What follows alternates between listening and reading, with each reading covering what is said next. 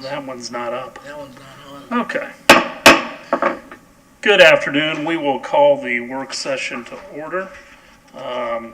We left off after 2 weeks ago when we finished items 1 through 7. We were going to start out with item 8, which is how do you want to interact with Scientology?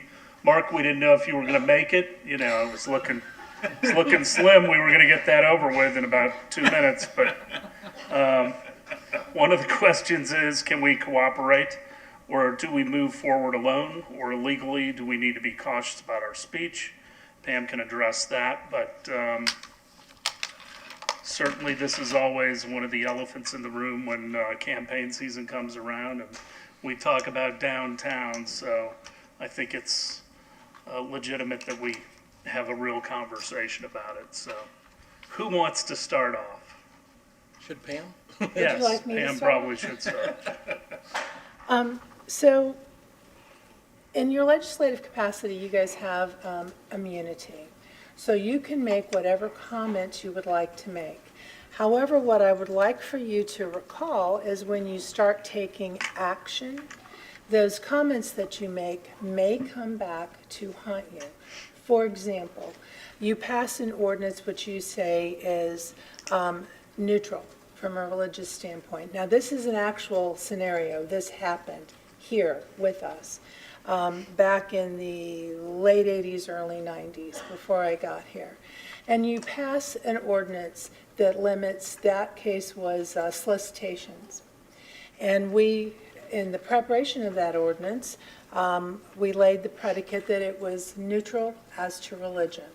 However, there were many hours worth of testimony taken by council and public hearing, and many statements by the council that addressed Scientology specifically. So when a court looked at that, they looked at the numerous hours of public comments, which expressed hostility toward the church and actions of the church. And they struck our ordinance and said, this is not neutral. And they used our own language, our council's language, against us. So you can say what you want, but expect to see it again if we take an action which is perceived by some not to be neutral or based on religious animus. So that's just to kind of sum up what the situation is. Okay. Thank you for that, counsel. All right, I'll be Go happy. ahead, Councilmember Bunker. Well, can we cooperate or do we move forward alone? After the Urban Land Institute came to town and told us the most important thing is we have to partner with Scientology, well, the first thing that Scientology did was stab us in the back and get in the way of the aquarium moving downtown, which you said in the last meeting was the single biggest thing that could have made a difference downtown. So Scientology's goals are different than ours. I would love to take them at their word when they say that they want a vibrant downtown. But I haven't seen any actions toward that. And much of what they have done is try to keep the district quiet and private for them, so it becomes essentially their campus. I think there's a way for us to interact when we need to. If there's a land swap, for instance, that it makes sense, I see no reason not to go ahead with that. But my own personal feeling is that, you know, they've been here since '75. If they've wanted to make this a prosperous downtown, they haven't taken any actions to do that. In fact, it seems that in 2017, when they failed to get the piece of property they wanted, it seems like a coordinated effort was put in place to purchase all the remaining property downtown with cash for sometimes 2, 3, or 4 times. But I think we do need to be careful. Okay. Anything else? Well, okay, well, let me say a couple things that will come back to haunt me. You know, when I'm talking about Scientology, I'm not talking about the religious beliefs or the Scientologists who are members of the organization.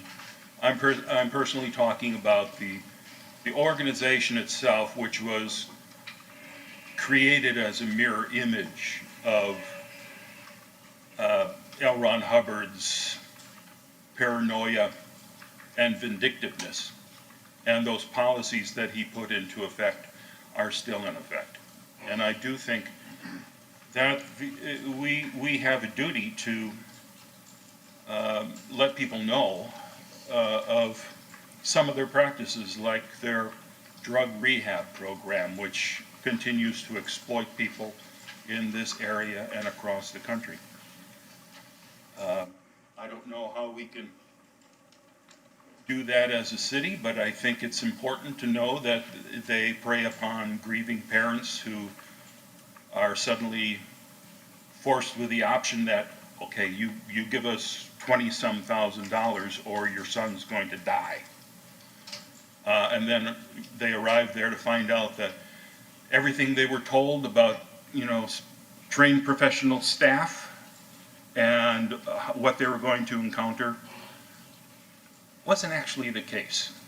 And they're out $20-some thousand because their child has been booted to the street. And this is a situation where the entire Narconon program, or I think now they were calling it Fresh Start or Fresh Step, because Narconon had been so, the name had been so ruined. But then this family that I recently talked to in the area here, all their paperwork came back to them from Narconon. And the entire drug rehab program are the opening steps in Scientology. So in one building, it's all religious practice, and another building, oh, it has nothing to do with religion, but it's the exact same processes. Okay. Councilmember Hamilton? The way it's written on the agenda, you know, how do you want to interact with Scientology? Can we cooperate or do we move forward alone? I think the answer to both questions is yes.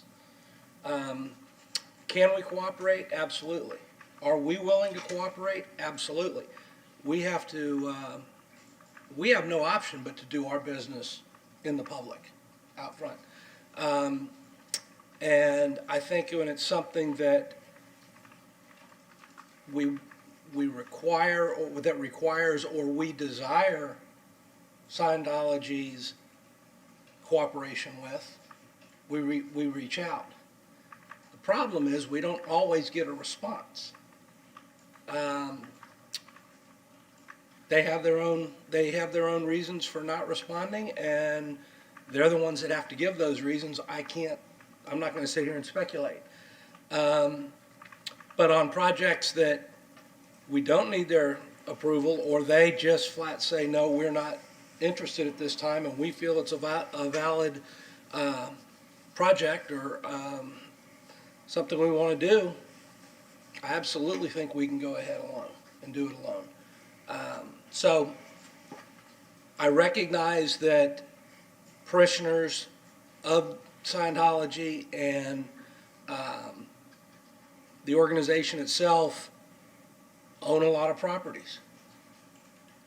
But if they're not going to be transparent and cooperative with us and open with us to communicate and tell us what their plans are in that, I'm not going to sit and twiddle my thumbs waiting for it. So, I mean, that's always been my approach with them. And, you know, I think one of the other problems with Scientology is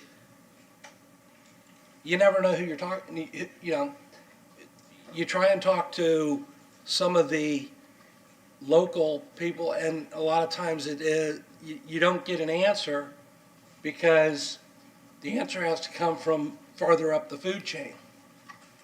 And we don't always get an answer from farther up the food chain. So, you know, it's a frustrating thing. As Mark said, you know, they've been here since the mid-'70s. I think they were actually here even earlier than '75. We didn't realize who they were until '75. You know, it is a very frustrating thing. There's a lot of misunderstanding in our community about Scientology and whether or not they pay taxes, which they absolutely do. Only a very small portion of their overall holdings are tax exempt. However, you know, owning a property and paying tax on it is one thing, but when it's an empty building and there's nothing going on and nothing that benefits the community, an empty building does not benefit our community. Even though it pays taxes, the empty building does not benefit our community. So, you know, if they're really interested in our community, I challenge them to get things going in those empty buildings. So. And let's not be limited to just these two questions. I think we ought to go beyond that. I mean, you know, when I did my survey during the campaign, and I've told you we got about 3,200 responses back, this was where people spent the most time on the surveys. They checked off that they were happy with police, and happy with solid waste, and happy with Parks and Rec. And, you know, some went to the beach, some didn't. Some thought the beach was too expensive to park, some didn't. But where the bulk of the time was spent on almost all of my questionnaires was in the section where I asked 4 questions about Scientology. And one of the things that I find interesting and is a challenge for us as a city council is that there are a lot of people that will say, I will not come downtown because of Scientology. But then when we try to do something downtown with some of our lands, they don't want to allow that either. So on one hand, it's, I don't care about downtown anymore, won't go there, but don't utilize some of your resources to actually change the dynamic in downtown. And that's one of the things I struggle with. I go all the way back to 2000. Scientology was here. A lot of people had a similar feeling towards them at the time. Actually, probably a greater percentage is what I would guess. I don't know what the two of you would think from being here that long. And yet the 2000 referendum, some of it was structural, but it went down in flames because people felt like that's some of our most valuable land. Now, this is something that could have changed the dynamic potentially, and yet unwilling to do so.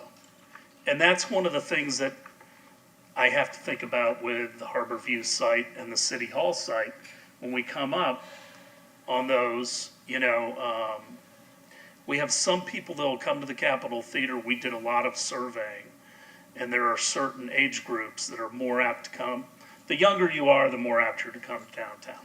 That's really how it came out. So the older acts tended to struggle a little bit more because that demographic of clientele was not as interested in coming to downtown. I think you see a lot of the younger people and they just don't care. They're going to go wherever they want if there's something good to do.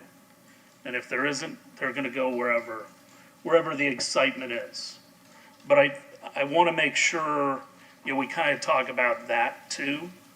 And also, I think we ought to talk about if we had a relationship, what would your expectations be? So I just wanted to add those in there. Let's give them the first bite of the apple now, and we can come back. I have one question, because Councilmember Hamilton brought it up. So I wanted just a general clarification or ideas. How often have we reached out and why, and when have we been ignored? I mean, I don't have a historical perspective of that. Does anybody have an idea of? Because you said often we reach out, or sometimes we reach out and we've kind of been ignored to engage I don't know with. that we have a running scoreboard, but, and I think the city manager and the city attorney probably have a better, I mean, Pam can correct me, but I think we had conversation prior to the CMA property sale. And then when that occurred, things kind of went dark for a while. And then it started up again About a year ago. Yeah, about a year ago. And So do we do the initiating most generally? I mean, do we do the first reaching out? So I'm just trying to understand Yes. how frequently we've tried to engage to get things going and to find out what their desires are and goals are, with downtown, and how frequently have we done it? Like, when was the last time, and how frequently are we ignored? I mean, are we just keep knocking on the door and they're not? So I don't have a sense of that. I don't think that we have ever knocked on the door and gotten no response.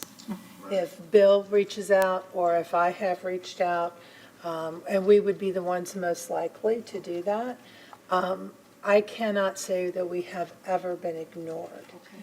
We have, now Bill, you correct me if I'm wrong, we have made very few demands of each other, particularly since the aquarium property issue.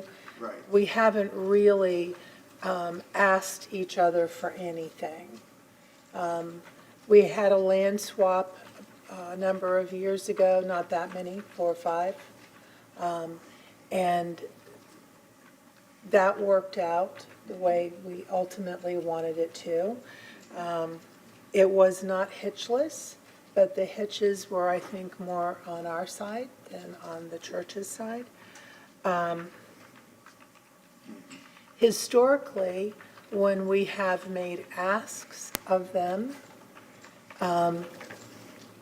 they have done what we've asked. As an example, the uniforms. We commented years ago that the sea of blue was a little overwhelming. We didn't ask them to change their uniforms, but based on that outreach, and I was not a part of that. I think Mike Roberto may have been a part of that. That was the first time. And they agreed to do it. They changed the uniforms, and they've gone to the pastels and other colors that they've done now. So Pam, you're right, the sea of blue went away, Yes, and then that ultimately was replaced by a sea of beige, brown, or whatever, and then the mayor asked directly to Mr. Miscavige if he would consider eliminating that, and he said no, that he couldn't do that. Mayor, you can, since And- you're the one. Well, that that it asked was the a question. part of the culture for the people that were visiting from outside of Clearwater to be able to see those people in uniform and be able to identify them and ask them where they needed to go for different services and everything else. To which I asked if we could get a pin that would indicate for people that they were somebody that they could ask for information. And that just never came to fruition. my understanding, and I have not independently researched that, but a part of it had to do with their not-for-profit status and uniforms. And if they were to put their folks, their Sea Org people, in street clothes that were not uniforms, that would have tax consequences to that individual. Much like what we face when we buy uniforms for staff. It can be taxable if they are street clothes. For example, your shirts, those are taxable. So that was my understanding, that was a part of the concern. Okay. Well, that's good, some context. And just for the record, I don't like commenting on people's clothing or attire, or I know that there are presents down there with uniforms, but I'm not gonna, make that a deal, at all. One of the things I don't like to do, and you all probably don't either, is to waste your time. And so if we're engaging with people, with one of the biggest property owners downtown, I don't want to have to go through the whole story 5 different times to work our way up. And so as where Councilmember Hamilton said, you never know who you're talking to or what kind of a response or follow through. I think we should, speak with Mr. Miscavige or the head of the church or whoever has some decision-making authority that will have follow-through. I just think that that's efficient. A couple of comments about Mayor Hibbard about the responses from your survey. I didn't do a survey, but I did door knocking and had very similar kinds of responses.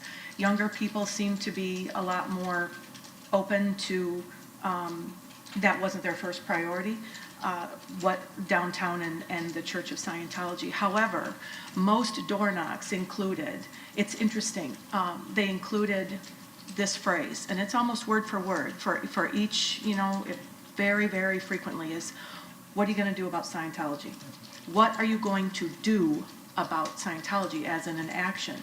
And so it's interesting. So some people want you to do something, but then another part of, could be that same conversation with that person is, you just need to move downtown, further east or something. You need to find some other location for downtown. So, you can't have both. But I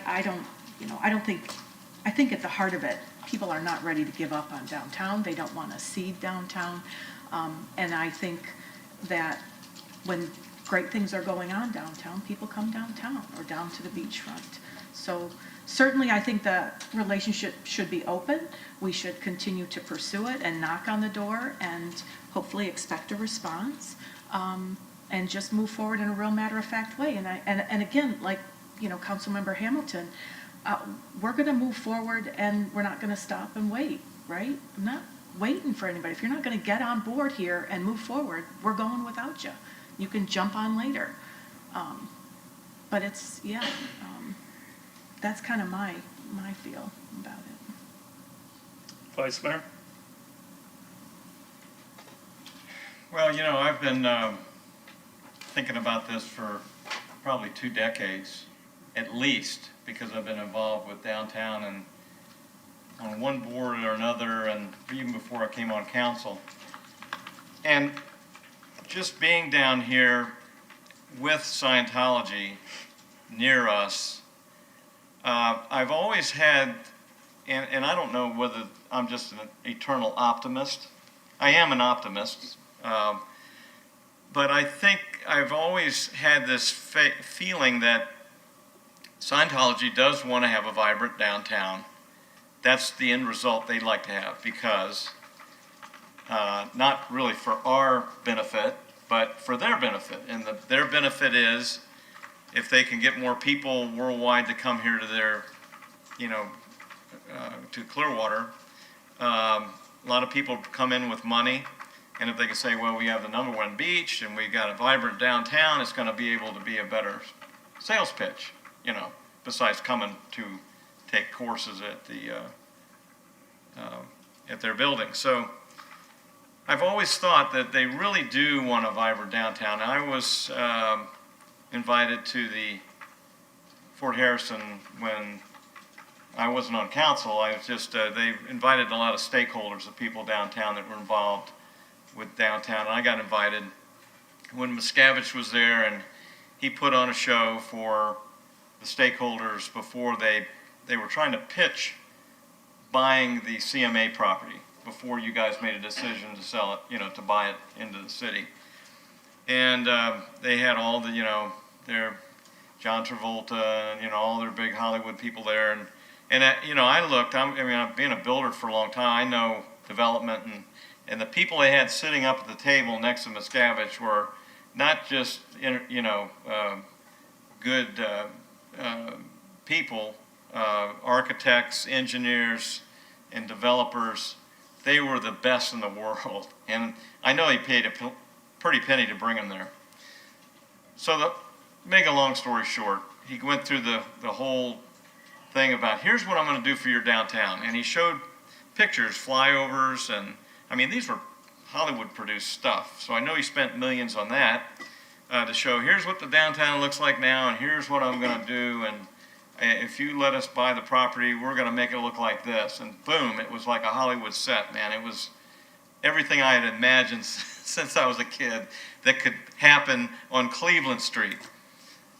However, I walked out of there very disappointed because he wanted to do it himself with the snap of a finger. And that I knew would not be a good thing for downtown. He says, hey, I'll bring in any kind of steakhouse, I'll bring in anything you want downtown. If it doesn't happen organically, it's not good for my downtown. Because I can remember as a kid, we had a very vibrant downtown. People were down there.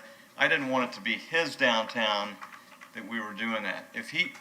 I was open for, and I still am, I always have been, if he's listening, David Miscavige is listening, I've always been open to working with the church for shared goals, getting a vibrant downtown.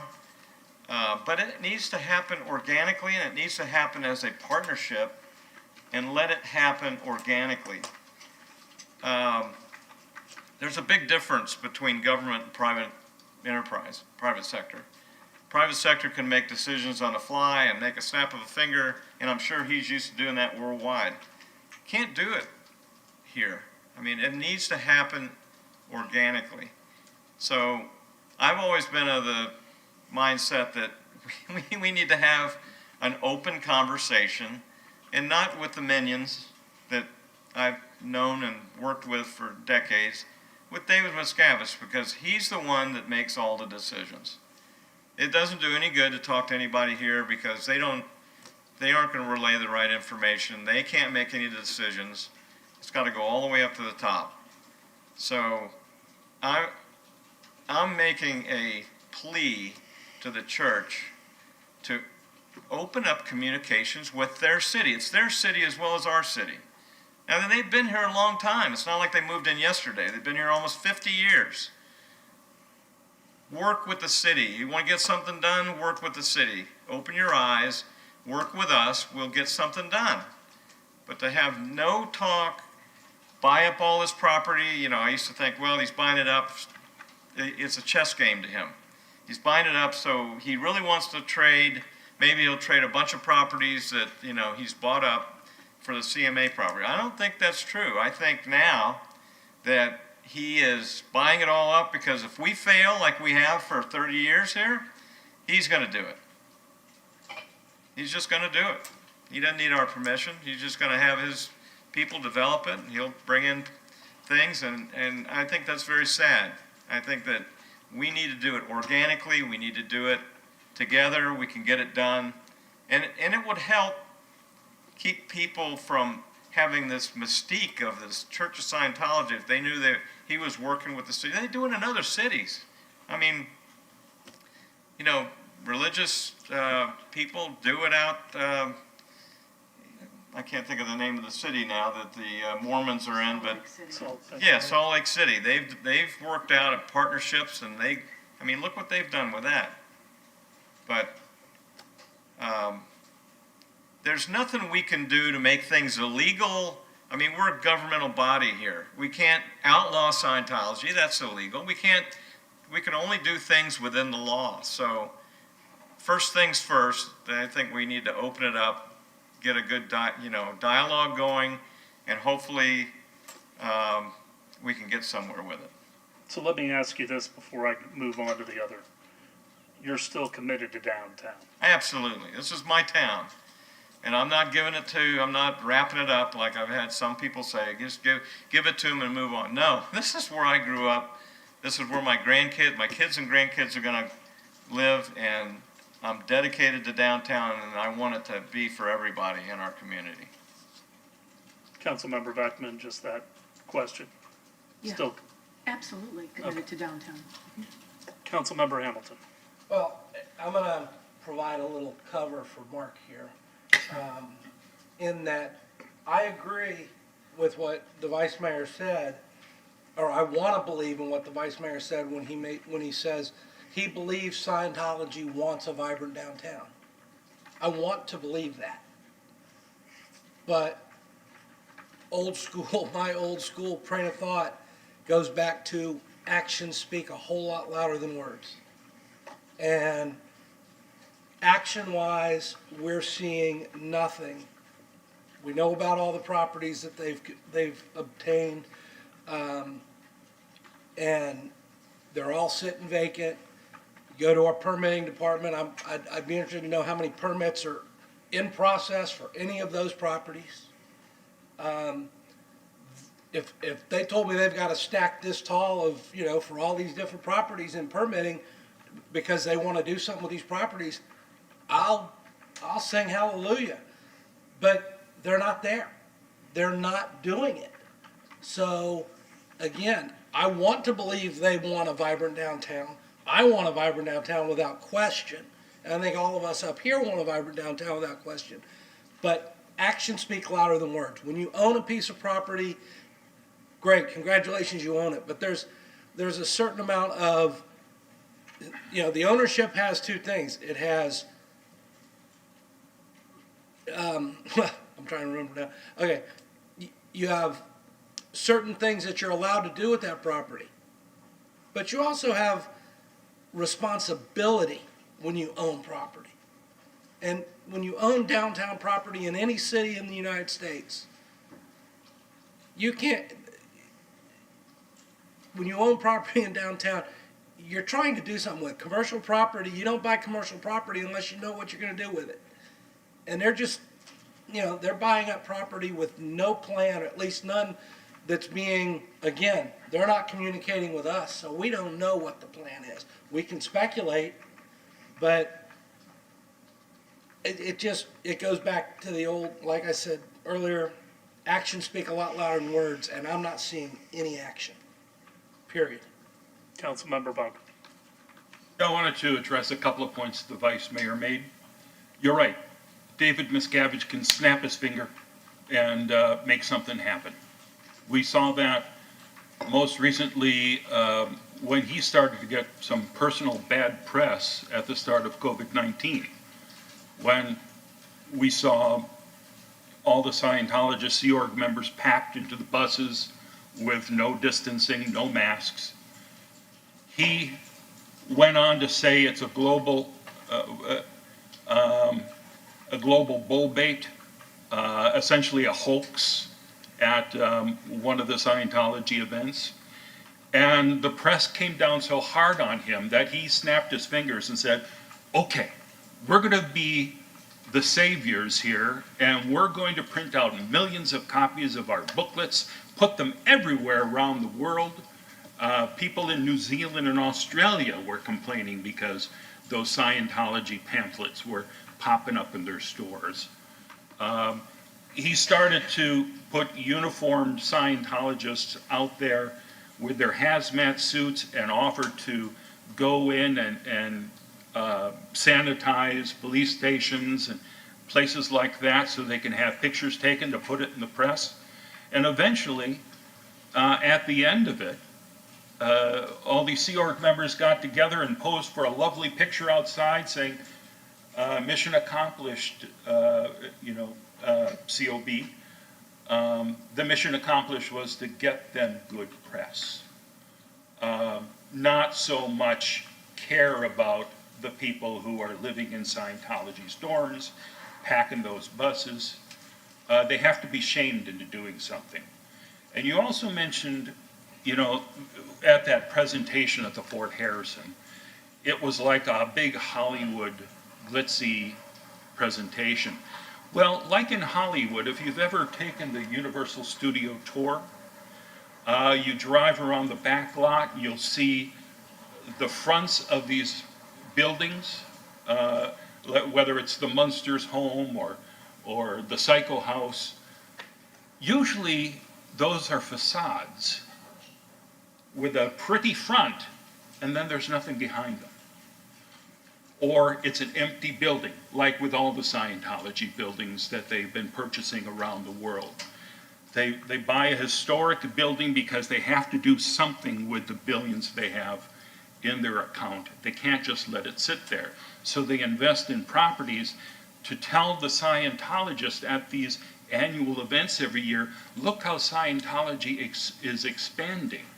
While at the same time, they've personally admitted within the last several months, several times, that they really only have a few tens of thousands of members, not the 10 million members that they've been claiming all these years. So Scientology is shrinking. They need to, I believe we're seeing a phase where they're trying to coalesce here in the city. I've heard from people who said, oh, my friend is dating a Scientologist, and they've been told that everybody should move here now when the prices are low. I think to gain a little more control in the city, voting-wise. So something like this, having suppress a person who understands how Scientology operates, does not get voted onto the council again.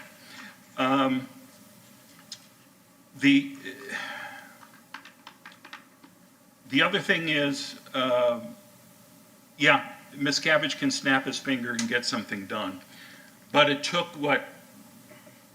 how many years? 13 or so to open the flag building to finish that project. And when they dawdled on it and left it unfinished and open, the city fined them, and then they, of course, just fought that fine and paid far less than they should have. And how long is it going to take them to open up the L. Ron Hubbard Music Hall? Just another gigantic, pretty Scientology project here that few, if not Scientologists, will go to. So if they wanted to, if he really wanted a vibrant downtown, he could do that. He could still say, hey, Morton's, you want to open up a steakhouse here? He's not doing that. He's not. This is a unique city for Scientology. This is where the wealthiest Scientologists come to take the upper level courses, the top secret courses that you're not even allowed to hear a hint about as you're joining a Scientology. So they're not trying to suck people in here in Clearwater. They're trying to suck in the big money-paying Scientologists from around the world who are on the upper levels. And one thing they're able to do is say, look at the progress in Clearwater. Do you see the beautiful street full of the Way to Happiness Foundation and the Citizens Commission on Human Rights? All of these Scientology front groups. And by the way, the Citizens Commission on Human Rights is their front group set up to destroy psychiatry. You can't say a negative word about Scientology or, they'll threaten to sue you. But they literally are trying to wipe out the entire field of psychiatry, because when Dianetics, the modern science of mental health, was published in 1950, a few psychologists and psychiatrists read it and said, well, this is crap. And so they became the enemy. And this organization needs an enemy. I don't think we need to be an enemy. I think we just need to be honest and show the city that we're not under their control. And I think that would give confidence for people to come downtown. Somebody suggested to me the other day, that they'd like to rename one of the streets Lisa McPherson Way. And I think that would be nice for Watterson Street. I'm going to see if they want to actually propose that to the city, but I think that's a good step. I think once we have the park up and running, I'd love to see a statue to former Mayor Gabe Cazares there, with a plaque saying sparkling clear water is not for sale. And I would like to see an exhibit at the Historical Society about Scientology's entrance into the city and the process that they took to destroy lives and take over at that point. So, you know, do I trust them? I trust Miscavige to do what Miscavige wants to do, which is whatever is in Miscavige's interest, not in the city's interest. If he wants to develop these buildings, he owns them, go ahead, or his Scientologist followers do. But he owns at least a couple blocks, and you know, if he wanted to do something, well, he could open up that movie theater, even though this is not a great time for movies. But he could do something. I doubt we'll see that, nor will we see him in public pitching his proposal as he did in secret to individual board members back in 2017, because he's too afraid to show up in public, because he risks being handed a subpoena for one of these countless lawsuits that name him as the ultimate leader of the abuses that happen within Scientology. Again, this is not about religious beliefs. It's about the organization's actions. And again, if there's some deal we can make where it makes sense to swap some property, I have no problem with that. If Miscavige wants to sit down with me, I'm ready. I'd be happy to talk with you. But it's kind of foolhardy to think that we can become partners.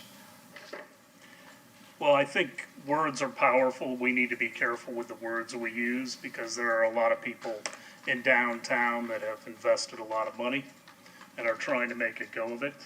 And, you know, so I do think we need to be careful with that. I do not agree that downtown has completely failed. I think there are segments that have worked very well. And I also hearken back to St. Petersburg, that literally took decades to turn around. A lot of people, when I first moved here, wouldn't go to St. Petersburg either because there was nothing to do or because in parts of it was dangerous. Clearly that isn't the case anymore, but they always called it the 20-year overnight miracle. And, you know, between the Cleveland streetscape improvements, the marina, the Capitol Theater, the Apex, the Nolan, I think there are the underpinnings of a turnaround. I think people just have to give downtown a chance. If you want to see downtown become something different, you have to be a part of the solution. And the way to do that is come and spend money and show other businesses that there's support for the restaurants and, you know, the Capitol Theater and other things that are downtown, and it'll build upon itself. I believe in the law of inertia. Once you get an object in motion, it tends to stay in motion and actually accelerates. It's getting it moving that's difficult. So, Ms. Aiken, did you have something to add? I kind of have a question. I'd like to get a little clarification on what your thoughts are about what you mean by an organic process. What would that look like? Do you want public participation? Do we all sit down with planners?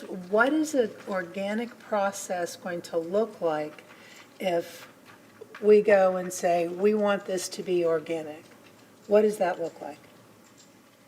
Vice Mayor? Okay. You're the one who said it. So. Yeah. What I think about organic is what's happening downtown now. You got property owners and you got businesses that move in. They're not moving in because somebody says move in. The city does offer some incentives, which is fine because it is a depressed time in downtown. It's been like that for a while. But the people who put their money where their mouth is and come down, I think it's turning. I really do. I mean, to add to what the mayor's saying, I mean, with this district, we were there Friday night, and the entire 400 block was packed. I mean, lots of tables on the street. They had music on the 500 block, lots of tables on the street, people playing games, music playing. So we're starting to find a personality down there that everybody loves. That's what I mean by organic. What I don't mean is somebody that buys the downtown and then builds it like in the villages. You know, hey, this would be a good spot for downtown, and they just build one, you know. And Contrived. yeah, a contrived downtown. And having what Miscavige said to me that was so disappointing is that he was going to do that, basically. He wanted to come in and, using church money, remodel everything, make it into beautiful. We don't really need that to happen. But if he wants to cooperate and be a funding source, as the city is, and let people who own the properties take advantage and help that way, that's organic to me. Well, I think downtowns are being revived all over the country. People want that authentic feel of a downtown. It occurs in different ways in different towns based upon the personality of that downtown and the state that it's in and everything else. I mean, if you go to New Orleans or Portland or Savannah, which I was in this weekend, I mean, Savannah was, goodness gracious, it was packed, you know, and a little frightening actually at times. But people were being very good about masks, and the restaurants were being good about distancing and everything else. But I think it can occur. I don't particularly like Celebration, for instance, which I think is contrived. That movie chain? Is that what do you mean? No, over Celebration? at Disney, Over by Oh. Disney. there's basically a Stepford Wives town that was, you know, built, and it's contrived. It's doesn't feel authentic. Mr. Delk could probably delve into that, or Miss Clayton, and give us, you know, which I think we've always strived for. Does that answer your question, Ms. Aiken, or do you need more clarification? I'd like a little more. I'd like to give you a little more push. So if the church did a survey and said, we believe there is a market for X, would you consider that not to be organic? Because in many years past, they did that. They did a survey and said, we think there's a market for, I think it was a sushi place. And we were like, no, thank you. But does a survey mean that it's not organic? What steps would they take to work with us in an organic way? And then I'll stop, because I'm trying to figure out how I tell somebody what I want them to do when I say this has to be organic. What am I asking them to do? To market? To what? Well, I mean, what you're asking is really a market study for market Could demand. be. What And is would that be missing, okay? What's a missing piece? I have no problem with that. I mean, any intelligent business person is going to try to find out what demand there is for whatever their service they're going to provide. If there isn't enough demand, they're not going to do it. For instance, Checkers is famous, and the founder of Checkers lives here in town. They didn't bother with market studies. They just made sure they were within a quarter mile of a McDonald's, Piggyback. because they knew McDonald's had already done the market study to determine whether there was demand for that type of fast food. You know, I mean, clearly I think doing market demand studies makes sense. I think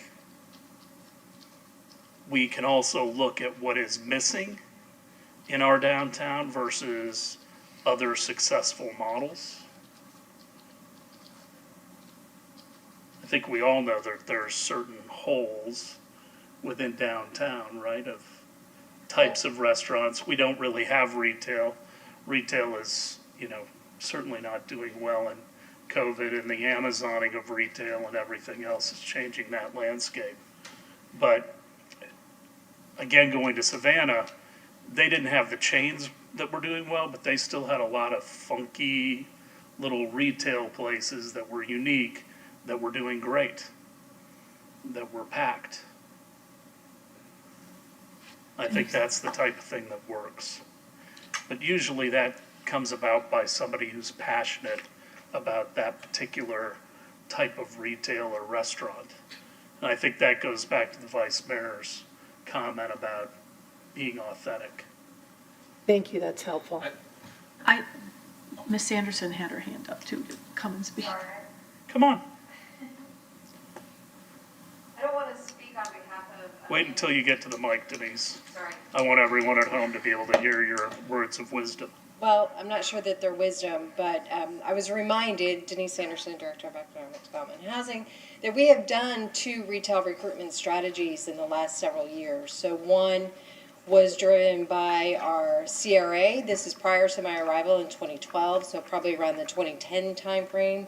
There was, do we recruit retail first and then office will come, et cetera? And then more recently, in partnership with the Church of Scientology and Clearwater Downtown Partnership, there was a retail recruitment strategy. I'm not sure that there was success with either of those. And so I just wanted to remind council of that because I think there are a lot of new members who may not remember those activities. And the church participated in that study? They did. They hired a firm, Hibbard, I think springs to mind, and partnered with Downtown Partnership in that effort. Councilmember Bunker. I just wanted to throw in one other thing that I just remembered. In the podcast I did recently with Leah Remini, she was talking about, Vice Mayor had mentioned that, Scientology wants a vibrant downtown for their parishioners. Well, Leah pointed out that when she came here to stay at the Fort Harrison, they would force her to put money on their dinner plan within the Fort Harrison. She said, well, I want to check out some of the restaurants. No. You spend your money here. And I think that's the general feeling. Mr. Horne, you have anything to add? Because I want to move on. Okay, I would say, while that might have been something that was done years ago, I think if you go to the restaurants downtown now, and especially when Clear Sky opened, that was one of the things highlighted to me, that they had significant patronage, from residents of Water's Edge and other members of the church who patronize Clear Sky. So I don't know whether that historical thing really applies right now. It seems like the downtown's getting a lot of attention. I just wanted to remind all of you that from especially our newer council members, from a municipal service delivery perspective, at least the whole time I've been here, we have not had any difficulty working with the church in getting them to fulfill their private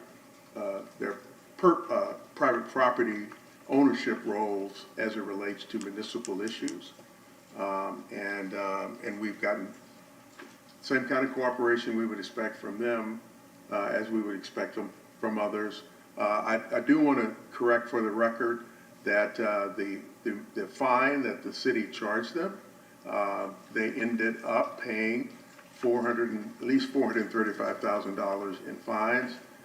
That fine went through our normal process. The Municipal Code Enforcement Board listened to the argument the church made as to why it took 12 years to complete, and they evaluated it, decided there was no basis to reduce it, and that's what they paid, and they paid it without complaint. So I just wanted to make sure that record reflected that. I understood what you. Correct. Yeah. And so lastly, The significance of this conversation for me and for our staff is that one of the things that I've learned over time is that our staff wants to know that it's doing the right thing, wants to know that that they are not having interactions with the church institution that is not appropriate. So hearing your sentiments on moving forward and the various and sundry comments that you've made, I think makes it clear to us that the path we've been on in municipal delivery and our relationships and the conversations, the few that I've had, and Pam, I think have been consistent with your, at least the majority of your views. So that's all I have there. All right. Well, let's move on to